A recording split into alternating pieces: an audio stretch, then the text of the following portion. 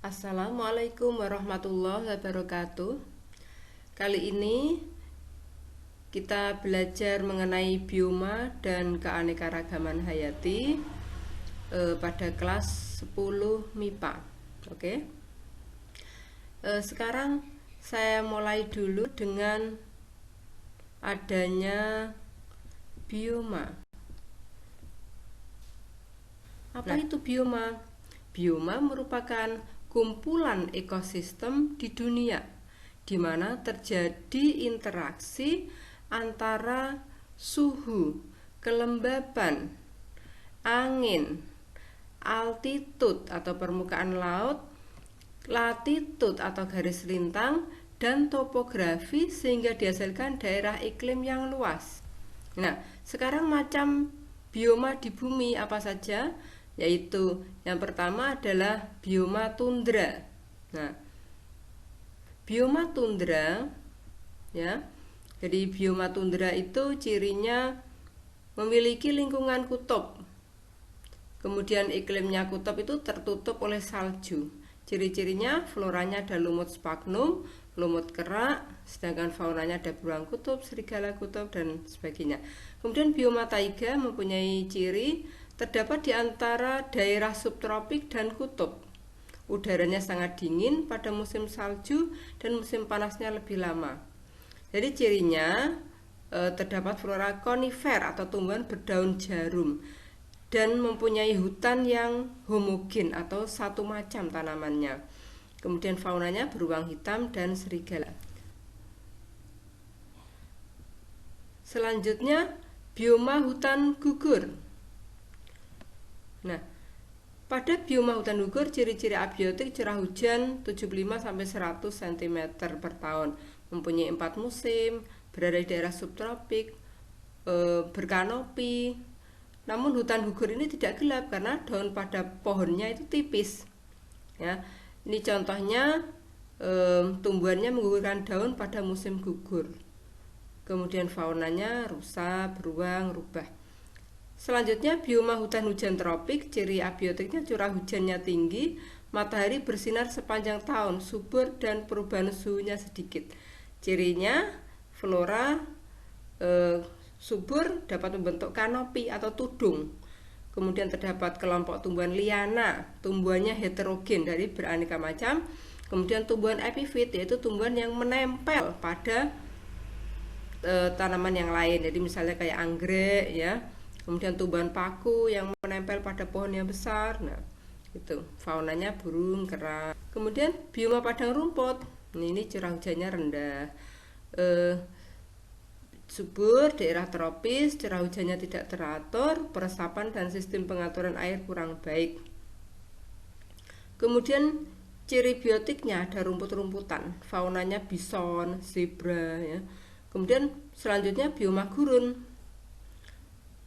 Cirinya suhu siang 40, kemudian malamnya bisa sampai 0 derajat.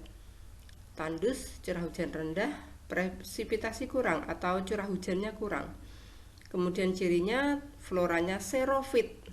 Xerofit itu tumbuhan yang hidup di tempat yang kering atau epemer dan sukulen. Tumbuhan sukulen itu misalnya kaktus ya, lidah buaya, itu termasuk sukulen. Faunanya unta, tikus, ular. Kemudian selanjutnya bioma air tawar, kadar garam rendah, penetrasi cahaya kurang, variasi suhu rendah, adanya aliran dipengaruhi iklim dan cuaca. Ciri-ciri biotiknya flora, tumbuhan bersel satu. Nah, ini misalnya alga atau ganggang. Ganggang itu termasuk protista mirip tumbuhan, jadi mempunyai dinding sel yang kuat. Jika terjadi osmosis, dinding selnya tidak pecah. Nah, itulah manfaat dinding sel sehingga memberi bentuk yang tetap. Kemudian tumbuhan bersel banyak, misalnya ini adalah tanaman punya alat pengapung, terate misalnya, akar melekat pada dasar ya. Selanjutnya organisme yang ada di air tawar, ini misalnya adalah plankton, merupakan organisme yang berukuran mikroskopik dan hidup melayang-layang dalam air. Kemudian kalau nekton, organisme hidup berenang dalam air ya, misalnya ikan. Neuston hidup di atas permukaan air, contohnya ubur-ubur.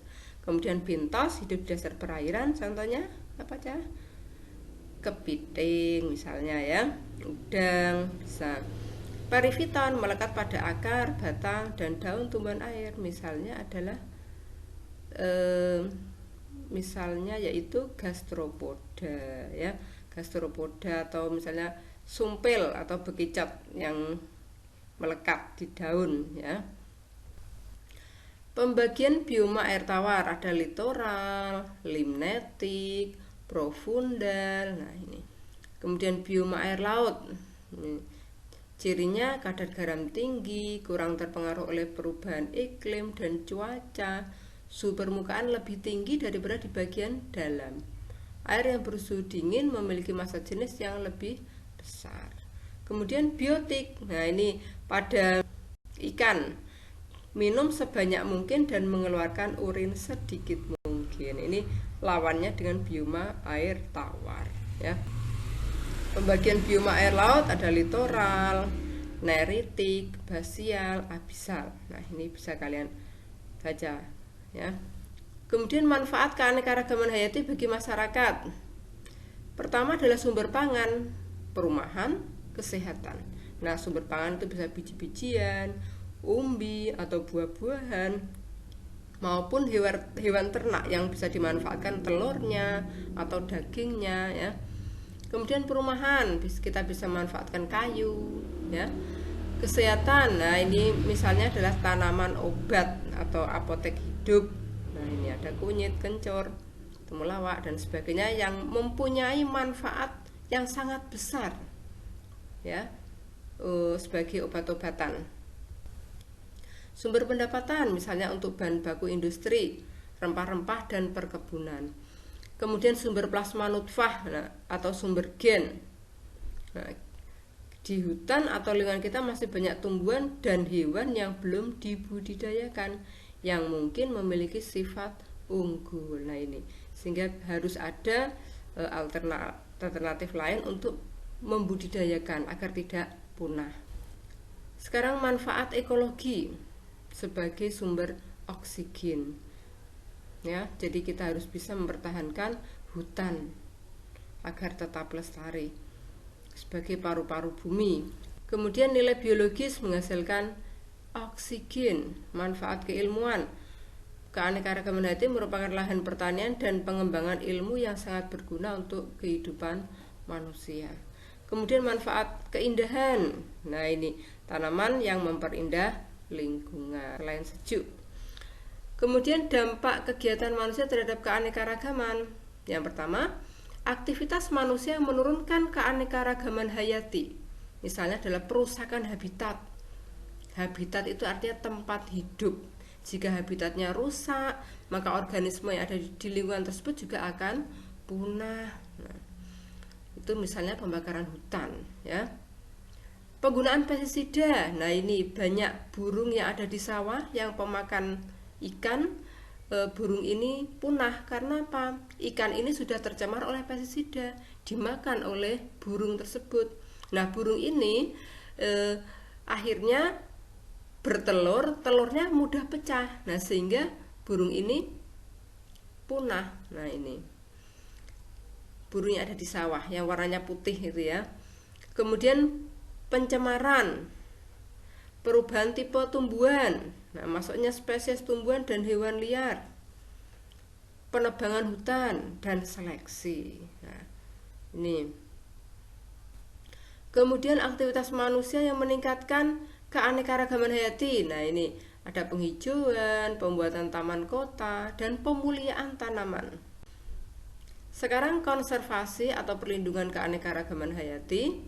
Yang pertama adalah ruang lingkup konservasi sumber daya alam hayati. Ada konservasi, upaya untuk mempertahankan kelestarian. Nah, ini bisa mencegah ladang berpindah. Ada seorang menanam, Pak Tani menanam di ladang tertentu. Kemudian pindah lagi, lahan yang aslinya ditinggalkan. Nah, ini bisa merusak ya. Merusak ini tanah. Kemudian mengatur, mengawasi dan mengendalikan penebangan hutan. Jadi jangan sampai menebang hutan sembarangan. Kemudian melakukan penghijauan dan reboisasi atau penanaman kembali. Mengadakan reservasi hutan, yaitu membiarkan hutan dalam kondisi alami dan tidak mengganggu kelestarian flora dan fauna yang ada di dalamnya, dengan menjadikan kawasan hutan sebagai cagar alam atau swaka marga satwa, ya. Kemudian melakukan pelestarian in situ dan ex situ. Apa itu in situ? Nah, in situ itu berarti di dalam habitat aslinya. Jadi artinya melakukan perlindungan agar tumbuhan dan hewan dapat hidup sesuai dengan habitat aslinya. Kemudian kalau ex situ, ex berarti di luar habitat aslinya. Melakukan perlindungan dan pemeliharaan tumbuhan dan hewan di luar habitat aslinya. Sekarang upaya dalam pelestarian keanekaragaman hayati. Nah, upaya bagaimana? Ya, penangkapan ikan atau hewan lain yang hendaknya tidak dilakukan secara terus-menerus dalam setahun, melainkan dilakukan secara musiman. Yang kedua adalah mengadakan upaya penganekaragaman makanan. Bentuk konservasi sumber daya alam hayati, ada taman nasional, ada cagar alam, ada hutan wisata, taman hutan raya, taman laut, wana wisata, hutan lindung, kebun raya. Nah, sekarang bentuk partisipasi masyarakat dalam pelestarian keanekaragaman hayati, memperkaya koleksi tanaman di pekarangan, tidak membunuh burung dan hewan lain, tidak membuang limbah sembarangan. Sekian, wassalamualaikum warahmatullahi wabarakatuh.